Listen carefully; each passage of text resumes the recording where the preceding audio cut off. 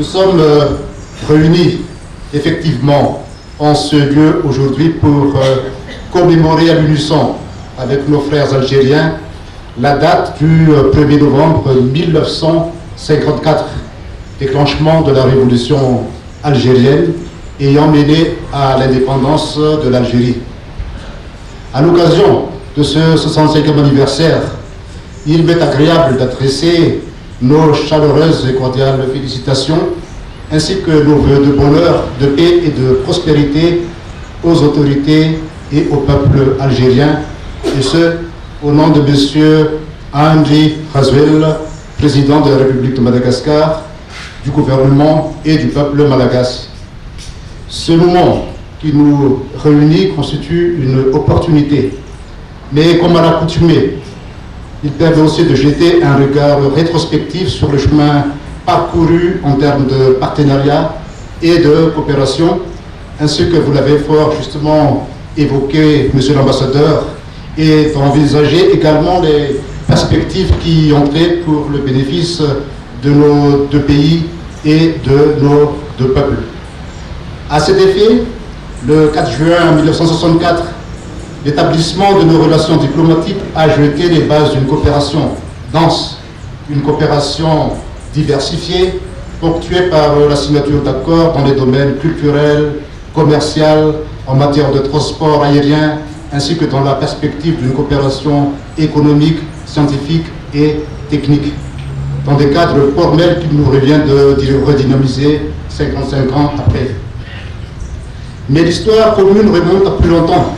Pour nous, Malagasy, l'Algérie est inscrite dans notre mémoire collective comme la terre d'exil qui a accueilli la dernière reine au trône de Madagascar, et je cite la reine Ranaval III. Plus récemment, nous n'avons pas oublié que l'Algérie a soutenu et accompagné le processus de résolution des dernières crises politiques à Madagascar.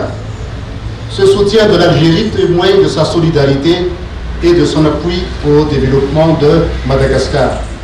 Le partenariat entre nos deux pays n'a cessé de s'intensifier au cours des 4 dernières décennies. Au premier plan des domaines ayant marqué le partenariat constant qui s'est instauré au cours des 4 dernières décennies, il y a la formation et le renforcement des capacités. Parce qu'en effet, nombreux sont les cadres malagasy formés depuis les années 80 en Algérie et de nos jours encore. Nombreux sont les étudiants qui font le choix de poursuivre leurs études universitaires, bénéficiant des bourses de spécialisation et de perfectionnement offertes par le gouvernement algérien. Et nous le saluons car ce sont des opportunités en vue d'une coopération bilatérale accrue et pour une contribution au développement de Madagascar. Et dans ce contexte, Excellences, Mesdames et Messieurs, il nous importe de tirer profit des atouts liés à des ressources humaines bien formées et bénéficiant des échanges d'expériences favorisés par des établissements où se côtoient des étudiants de toutes nationalités.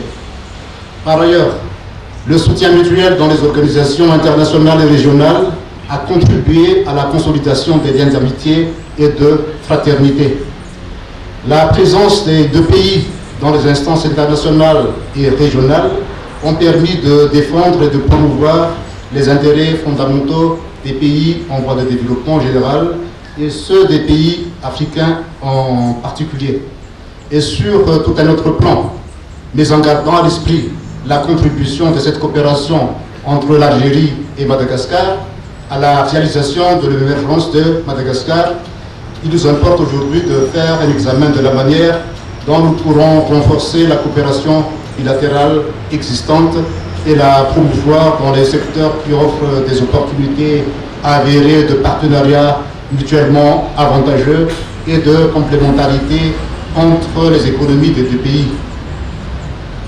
En me référant aux échanges de vues de la tenue d'une deuxième commission mixte Madagascar-Algérie qui ont eu lieu en mai 2016, nous gagnerons à mettre en œuvre des projets bilatéraux en suspens, notamment l'agriculture et le développement rural, ou encore la pêche. Les journées économiques avec la participation des opérateurs économiques de deux pays en vue d'encourager ces derniers à œuvrer ensemble au développement des échanges commerciaux, estimé en 2016 à 1,4 million dollars US, et à les encourager à établir des relations d'affaires. Ainsi, si la partie malagasy est intéressée à apprendre de l'expérience de l'Algérie en matière d'agriculture résiliente au changement climatique, l'offre est toujours ouverte à l'endroit de la partie algérienne pour des échanges d'expériences dans le domaine de la pêche en vue de mettre en place une coopération liée à la formation, à la recherche, à la pêche maritime et à l'aquaculture.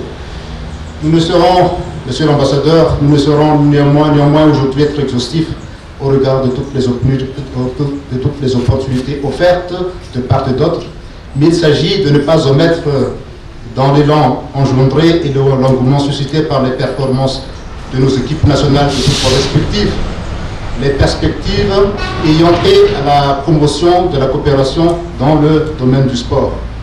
Monsieur l'ambassadeur, œuvrons ensemble pour la redynamisation, la diversification de notre coopération, pour la hisser à un niveau à la hauteur des attentes de nos populations respectives.